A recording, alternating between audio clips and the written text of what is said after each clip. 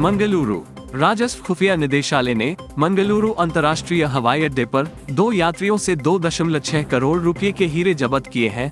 आधिकारिक सूत्रों ने आज ये जानकारी दी। सूत्रों ने कहा कि DRI अधिकारियों ने CISF कर्मियों की मदद से भटकल के 2 यात्रियों अनस और अमर से हीरे जब्त किए, जो शनिवार को दुबई जाने वाले थे। सूत्रों ने कहा कि CISF कर्मियों ने दोनों यात्रियों को आगे की जांच के लिए DRI अधिकारियों को सौंप दिया है। बेंगलुरु शहर के जैन यूनिवर्सिटी में डॉक्टर BR अम्बेडकर पर मंचित एक लघु नाटक विवाद में तब्दील हो गया है और इसी सिलसिले में सिद्धपुर पुलिस ने जैन कॉलेज के 7 छात्रों को गिरफ्तार किया है। रिपोर्ट्स में कहा गया है कि गिरफ्तार छात्र कॉलेज में 5वें सेमेस्टर के अलग अलग कोर्स की पढ़ाई कर रहे थे। दोषियों के खिलाफ दक्षिणी मंडल के समाज कल्याण विभाग के अधिकारी ने प्राथमिकी दर्ज कराई थी। कोडागू में बाघ का हमला जारी है और आज पोन्नमपेट तालुक के निकेरी गांव के पास बाघ के हमले में एक अन्य व्यक्ति की मौत हो गई। इसके साथ ही पिछले 24 घंटे में बाघ के हमले में एक ही गांव के 2 लोगों की मौत हो चुकी है। माइसौर जिले के कोलाविगेहादी निवासी 75 वर्षीय राजू पर आज सुबह एक बाघ ने हमला किया। राजू सुबह अपने घर से निकला और कॉफी बागान में छिपे एक बाघ ने अचानक उस पर हमला कर दिया। सिर व गर्दन में गंभीर चोट लगने से राजू की मौके पर ही मौत हो गई।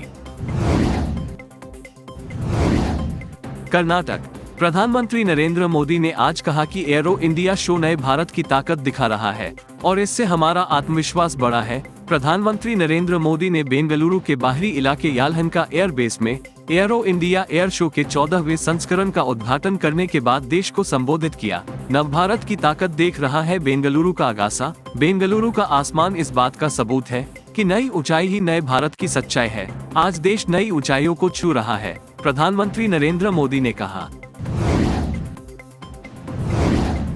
बेलगावी एनसीपी महासचिव रामबाबू जाधव ने रविवार को कहा कि नेशनलिस्ट कांग्रेस पार्टी बेलगावी जिले के सभी 18 विधानसभा क्षेत्रों में अपने उम्मीदवार उतारेगी। उन्होंने एक संवाददाता सम्मेलन को संबोधित करते हुए कहा कि एनसीपी के राष्ट्रीय अध्यक्ष शरद पवार के निर्देश के अनुसार राज्य के कित्तूर कर्नाटक और कल्याण कर्नाटक भागों में अधिकतम उम्मीदवार उतारने का फैसला किया गया है। पार्टी ने आगामी तालुक पंचायत, जिला पंचायत और लोकसभा चुनाव के लिए बेलगाम के सभी निर्वाचन क्षेत्रों में पार्टी की ओर से उम्मीदवार उतारने का फैसला किया है। उन्होंने कहा कि उत्तर कर्नाटक समेत कई जगहों पर पार्टी को संगठित करने का प्रयास किया जा रहा है।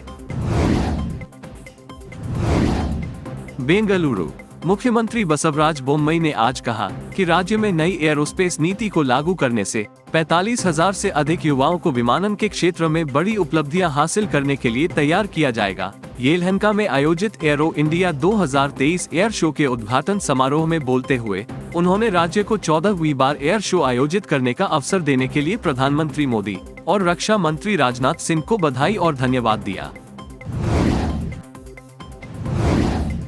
बेंगलुरु गृह मंत्री अरागा ज्ञानेंद्र ने आज विधानसभा में कहा कि विधानसभा सौधा और विकास सौधा जैसे राज्य के बिजली घरों में आने वालों की 24 घंटे निगरानी की जाएगी और सुरक्षा से कोई समझौता नहीं किया जाएगा। सवाल जवाब सत्र के दौरान कांग्रेस सदस्य गोविंद राजू के एक सवाल का जवाब देते हुए मंत्री ने बताया कि भवनों के प्रवेश बिंदुओं पर स्थापित निरीक्षण मशीनें बहुत पुरानी हैं और उन्हें बदला जा रहा है।